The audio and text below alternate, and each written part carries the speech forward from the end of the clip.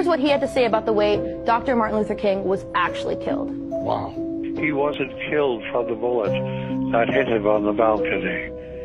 He was taken to the St. Joseph's Hospital, and he was killed in the emergency room of St. Joseph's Hospital by the chief of neurosurgery, Dr. Breed Bland, who came in when they were all working on him in the emergency room, and he said, "Get out of here, let that die."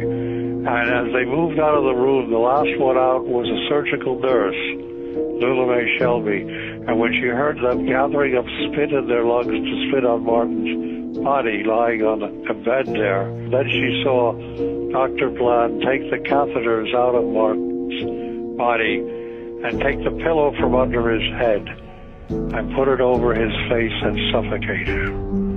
And that's how Martin King died. That's how he was really assassinated. Now, he might have died anyway from the bullet wounds, but he didn't. He was still alive and still breathing. The chief neurosurgeon, he intervened and he made sure that death would result.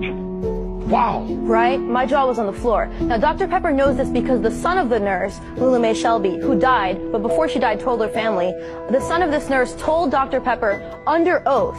And when Dr. Pepper confronted a member of the Dixie Mafia, he said, yes, this happened, and actually that the chief of surgery was their family doctor, and that 3 weeks before the assassination, he visited them and said, hey, if the bullet doesn't kill him, make sure he goes to St. Joseph's, because we will make sure that he dies. Now, let's talk about this case, okay?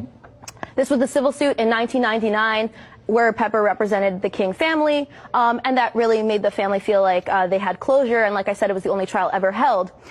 The Memphis jury in this case decided that local, state, and federal governments were liable for King's death, and that this was a real conspiracy, a conspiracy between the U.S. military, the Memphis PD, and Dixie Mafia, these crime figures in Memphis, Tennessee. This is just for the audience. Right. This is a civil case that was brought, much like the O.J. case. Right, where they couldn't find him guilty here, but finally when a civil jury heard it, they came out with a It was the only trial, yes, and there was 30 days of trial, and over 70 witnesses were heard.